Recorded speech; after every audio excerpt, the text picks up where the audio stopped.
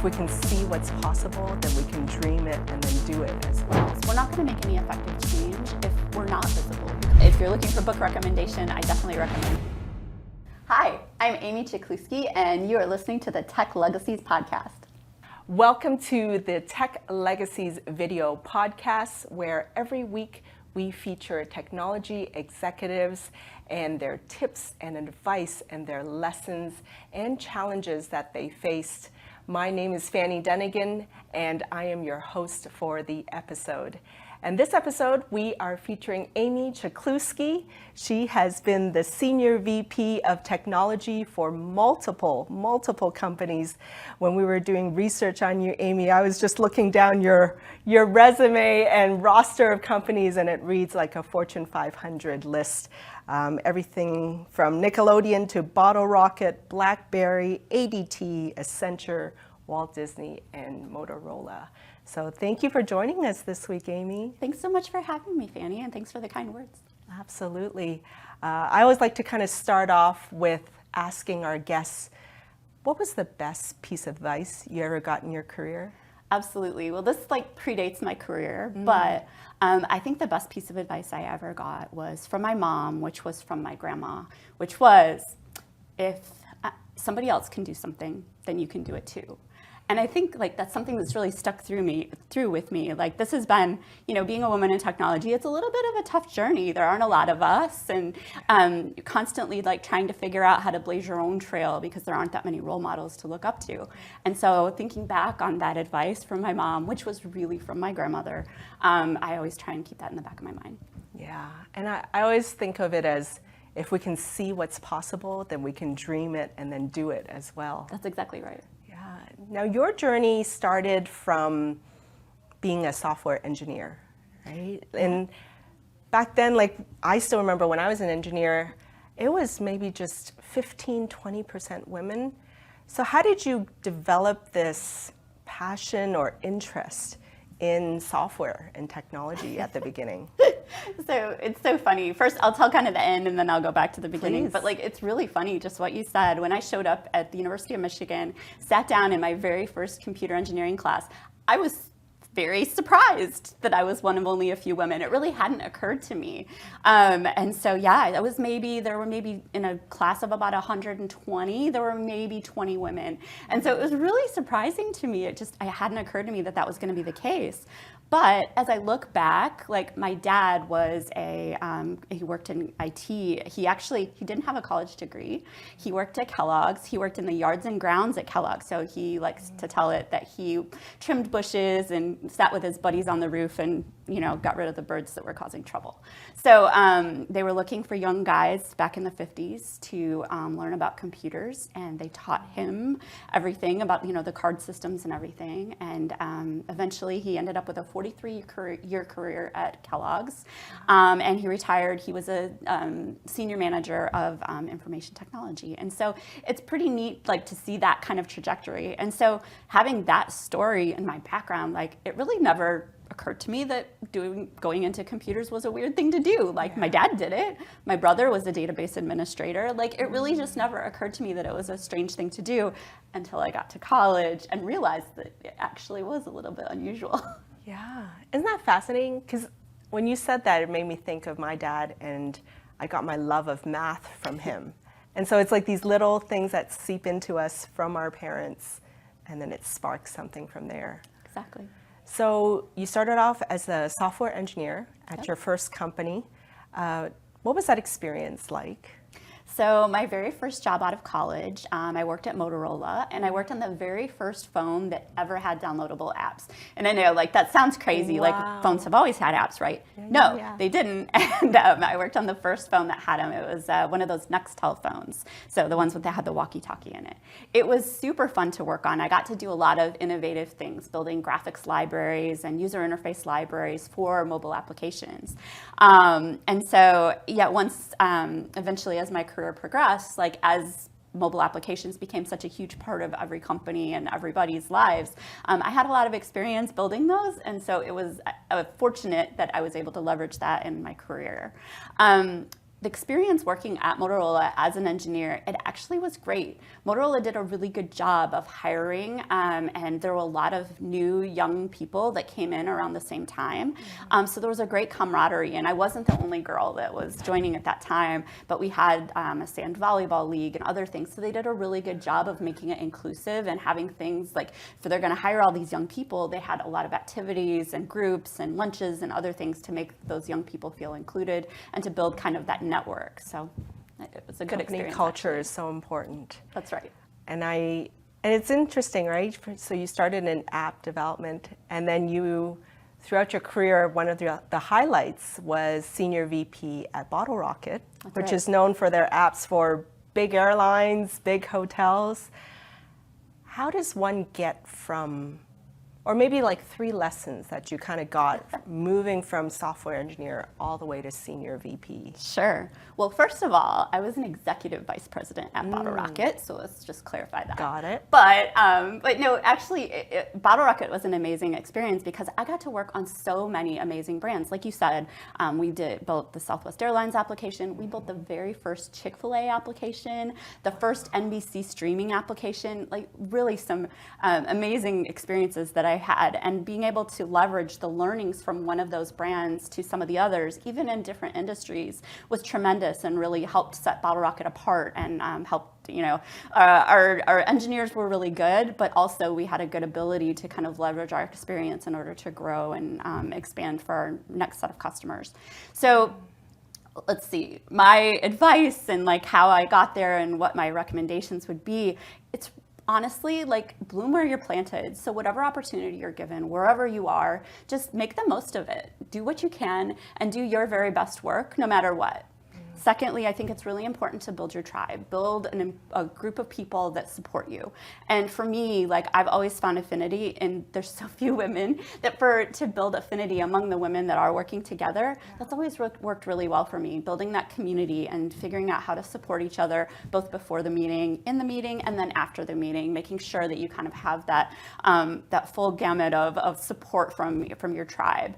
And then lastly, I think it's developing others, making sure that you're looking out for those coming behind you as well, and making sure you're giving them the support to be able to grow themselves, and mentoring, or, if you are a manager, being able to help develop the people that work for you, even reaching across the organization and trying to identify people who might need a little extra boost in order to be successful.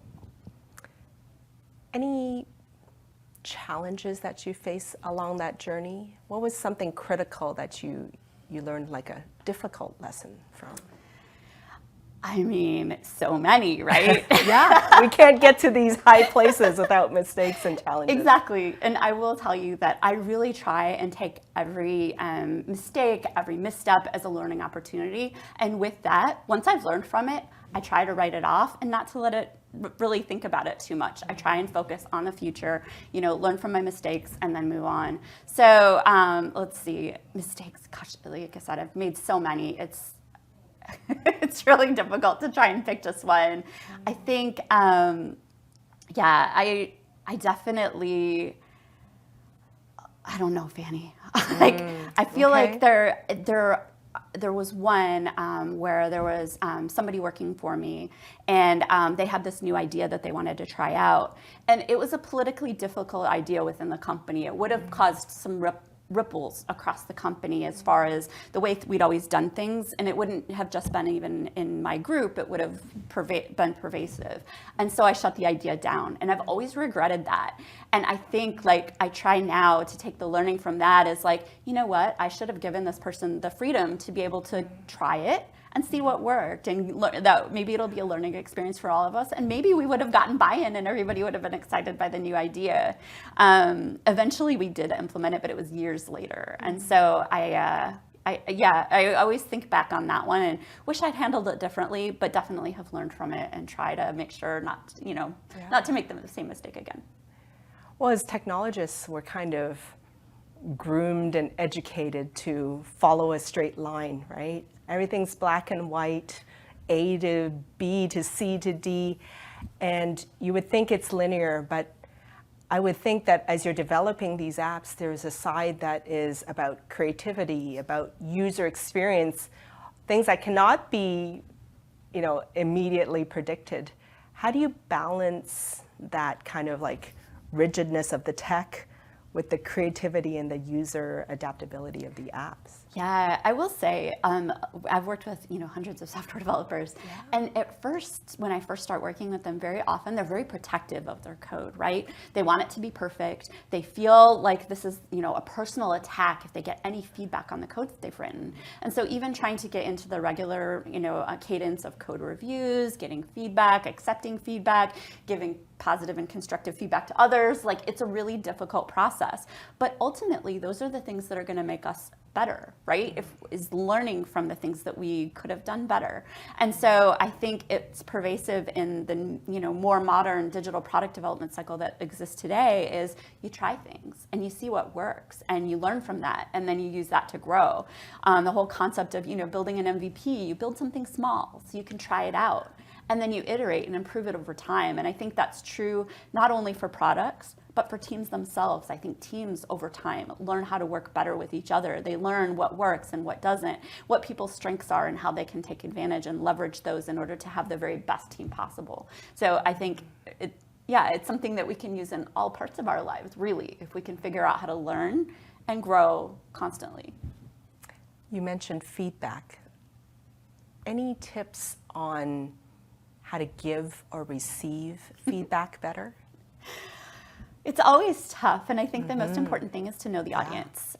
So there are different people accept feedback in different ways. And so one thing one of my prior bosses used to say is to ask first, is it okay if I give you some feedback? That way you're opening the door and they know that this is going to be a feedback moment instead of just like, you really screwed that up or whatever, really like, is it okay if I give you some feedback? That way they're in the right mindset to receive the feedback. I think another thing that we can do is to really be cognizant of who you're giving the feedback to and how they might be feeling. And so really, it's not just the empathy, but different personality types will receive feedback in different ways. And so really thinking through, is this a data-centric person? You may want to be thinking through like, here's the data of why I want, this feedback, I want this to be different. And then last, I think it's really important to give the positive feedback as much as possible. It was really funny. I had this person who worked for me for the longest time. I mean, I think it was like 7 years or something. And they used to always say, well, you never give me positive feedback. And I'm like, that's not true. I can think of 4 things just this week, and it's only Wednesday. What are you talking about? And they're like, oh, well, I didn't realize that was positive feedback. And so, I mean, learning moment for me to figure out how to capture my words better so that it was more obvious that it was positive feedback. But then also, like, how do I capture the moment and make sure that I'm really, delivering the message in a way that it's being received the way I intended. So. And it's funny, as human beings, sometimes the good stuff we don't hear as loudly, but we hear the negative stuff like super loudly too, right? That's right. And so it's like, yes, by the way, I want to give you some positive feedback and blah, blah, blah. Please note, this is positive. Yes. Yeah. It's almost like feedback got a bad rap, that word itself. I want to pause real quick here and give a special shout out to one of our sponsors, CG Infinity. I've worked with them for several years now, and I can truly say that they have one of the best workplace cultures that I've ever experienced. And they specialize in a variety of industries, especially energy, utilities, and financial services. And they serve them through their Salesforce, cloud, as well as customer experience services. So thank you, CG Infinity. And I hope you'll support them as they have supported us here at the podcast. Now, you're a self-proclaimed introvert, right? Yeah, like many of my people. Yes, well, technologists in general, right? Like we value knowledge, we're studying, we're getting the education, getting the skills, getting the certifications, That's right? But as you know, right, I think we talked about the visibility, right? Getting visibility in the workplace. What were some things that kind of help you get over that kind of, introvertness and gain more visibility, right? Because the climb up the IT ladder definitely needs visibility. No, you're absolutely right. And it's something that like I've seen, right, is that it's really important to be visible. However, as an introvert, honestly, I'd rather people just didn't notice me. Like, I'd like to just do a good job and be quiet and like nobody notice me. But the reality is we're not going to make any effective change if we're not visible, because there's so few women in my field that I think it's a responsibility that all of us have to be more visible, be more, speak out. If anybody asks me to go talk to a school, oh my gosh, yes. Absolutely, I will talk to students all day long, because that's the only way we're going to get girls interested in moving into these careers, is if they think they're not going to be the only one when they get there. And so building those support systems for them, making sure that they have, first we spark their interest and then we support them throughout the journey so that they can actually be spark, successful. then support. That's right. That's right. So I will do a little plug here. I work with an organization called Bold Idea here in Dallas, and we partner tech companies with local schools to provide an after-school coding program. And almost 50% of our enrollees are girls. And I think that's so much higher than we're seeing in the market. And so I think it's really important for organizations like Bold Idea and Girls Who Code and others to really help spark that interest with the girls young, because it's still going to be an upward battle to try and keep them engaged, keep them enrolled, make sure that they have the support necessary so that they don't feel alone. And part of that is all of us who have stuck it out, that we're visible. Well, speaking of that, in the corporate world, right, any tactics you think that, or like actions that we can take in the corporate world to be more visible? And so it's not, because I know a lot of people just say, I'm just going to let my work speak for itself. But it's not enough. No, it really isn't. And so I think, like I will say, at Bottle Rocket, we had a tremendous marketing department that did a great job of building community engagement and, reaching out to community organizations and making sure that we were kind of, supported by the community. And I think that's really important. And, companies should do what they can to both support local organizations, but also leverage them for recruiting. If you're trying to get more women, or you're trying to, increase your diversity, like target some of those community-based organizations, because they can really be a great partner to help you not just bring people in, but help you figure out how to create an inclusive environment where they can also thrive. I would also say, most places where I've worked, I've also built either formal or informal mentoring for young women. It's something that some of the bigger companies do offer a formal mentoring program, but even if it doesn't exist, even in a smaller company, I think it's so critical, because it's easy to just, well, I'm the only woman on a team of 30 men. Like, it's easy to just kind of eventually feel like, you're not part of the group or whatever. And so I think it's important to build those connections and make sure that young women have people that they can talk to and that they feel like they, are behind them. Any kind of mentoring advice that you felt really helped some of your mentees? I don't know about that. We'd have to ask them. But I will say... Or maybe what are typical questions they come to you with? Sure. Yeah, some of the typical questions would be, I just feel like they don't listen to me. I feel like, I say something and then some guy says the same thing right after me. And I was like, oh, tell me about it. Because that happens all the time. And I think one thing that I do, and I encourage all of my mentees, and honestly anybody I can tell, to do is to repeat it, right? So if you're in a meeting, for example, and a woman in the room says, has an idea, then later, Fanny had that idea earlier, and I think that is really good because of X, Y, and Z. We need to do what we can to amplify our voices and to support each other that way. I think that's the best way to make sure that our messages are really being heard and accepted.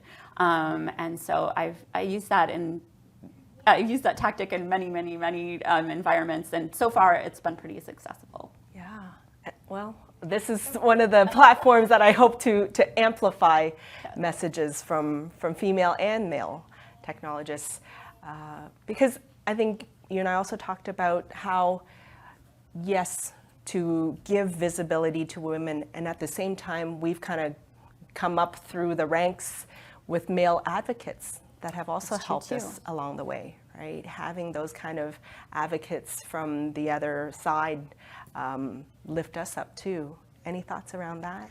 No, that's 100% true. I will tell you, I am lucky enough that most of the advocates I've had have been bosses that I've had who have, for whatever reason, they saw something and they supported me. And like, there are a couple that I still consider very trusted advisors that I will call for advice even now after we haven't worked together 10, 15 years. Yeah. Like, I still find a lot of value in their insights and support. And so I think, as far as not everybody is going to be your advocate, but if you find somebody, like, stick with them and make sure that you're like keeping that relationship going, because it'll continue to pay off forever. Absolutely. So I'm curious, as you kind of navigate this journey, you've kind of come up through all the ranks, right? What do you look forward to now? You know, it's funny, like, I, as a young girl, you know, graduating high school, going to the University of Michigan, studying computer engineering, I honestly never considered that I would be an executive vice president someday. That is just never a thing that occurred to me. I just wanted to write code. And so at this point, I'm so thankful that I've had all of these amazing opportunities. I've been able to work on some crazy, awesome brands. I've worked with some tremendous people. So honestly, at this point in my life, I want to work with great people. I want to work on a cool product. I want to bring leverage my skills and, the experience that I've had. And yeah, I want to have fun. You mentioned great people. What do you think constitutes a great team makeup? I always look for the learning culture, right? How are we giving back? How are we making sure that we're investing in the growth of our teams? Are we learning from each other? Are we open to new ideas? Are we engaged with each other? Like, that's a healthy team culture for me. Like, I definitely, I want to stay away from the top down, this is how we're doing things, and really like enable that collaboration, discussion, and really build that learning culture. I think it's critical. It's really a totally different leadership style, right, nowadays? What have you kind of seen it morph over the years, the leadership styles? So yes, absolutely. But I think it's funny because it's like, for me anyway, it was just kind of natural, right? I want to hire people that are smarter than me, and then I want to set them free to be able to do their very best work. If you're looking for book recommendation, I definitely recommend Multipliers. For me, it was really profound, helped me really kind of contextualize some things that I had been thinking in my own head. And so I think it's all about how, there's people that you've worked with in your life that make you feel like you could do anything. There are other people maybe you've worked with in your life that you just feel like you're never good enough and nothing you do is ever good enough. And I think we should all aspire to be the first kind, right? We want to aspire to be a multiplier. Maybe we're not going to be perfect. Maybe we're going to constantly have to be improving ourselves in order to be that multiplier. But we need to do what we can, because that's how the team is going to do their best work. They're all engaged, working together, and they feel like they have your support. So yes, I think it is something that is kind of new, but it's needed and necessary. And I think we're getting so much more, not just productivity, but engagement out of our teams, to where they feel like they're part of something that's bigger than just like, oh, I'm gonna build this library. No, they're actually building a product, and they can see the impact of that product. They can see how customers are using it and, feeling excited about the work they're doing. So I think, it is a change, but it's much needed. Your passion for product development is contagious, Amy. I love it. Well, speaking of that, because we live by our phones, right? And in creating apps, in the continual development of them, what do you kind of see on the horizon for apps or trends or things that you've kind of noticed kind of seeping in? Gosh, I think if I only knew the answer to that question, I would be a rich lady. And I think like everybody's trying to figure out what is the next big thing. So for sure, AI is going to continue to be a bigger and bigger part of applications, both from a personalization and recommendation standpoint, as well as helping to figure out what you might need and when you might need it and how to get it to you more quickly. Really taking all of that data, aggregating it in a way that feels seamless to you as the user. I also think like a lot of the text-based entry and other things that we're kind of used to, I think that's going to translate and be more voice-based eventually over time. And I think that, eventually maybe we don't even have a device. Maybe things just, happen. I don't know. Like maybe we don't need a screen. I'm not sure. It'll be interesting to kind of see what that future looks like. But right now, I think we just have a couple little glimpses of maybe what's coming, but who knows? I mean, yeah, about a year ago, we would have all thought that blockchain was going to take over everything. And now it's like, well, it's still there, but it's not taking over the world. So adoption plays into it, right? Or lack of adoption. That's right. That's exactly right. So, yeah. Well, this show is called Tech Legacies, Amy. What do you want your legacy to be? That's so hard, Danny, because honestly, I want to use technology for good. And whatever that means, is it helping provide job opportunities and career development for youth in Dallas? Is it helping, build engaged and, teams that are building amazing products? Or is it helping more young women, find their way and build a career in technology? I think it's all of these things, right? And how one person, I can only do a little bit of all of those things. But if everybody does a little bit of all of the things they're passionate about, it has a ripple effect, and we can all make a big difference. And everybody be visible about it. That's right. That's exactly right. So their message gets heard.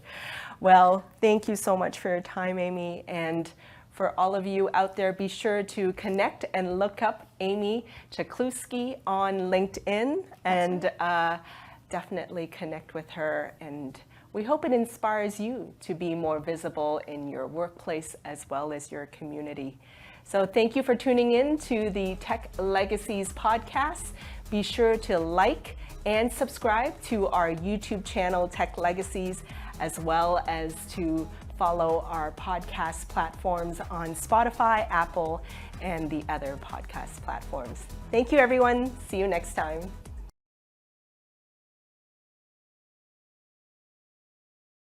At Tech Legacies, we're all about helping technology professionals grow and succeed in their careers by sharing the advice of top technology executives. If you're looking to take your career to the next level and become a technology executive yourself, we have an exciting program to tell you about.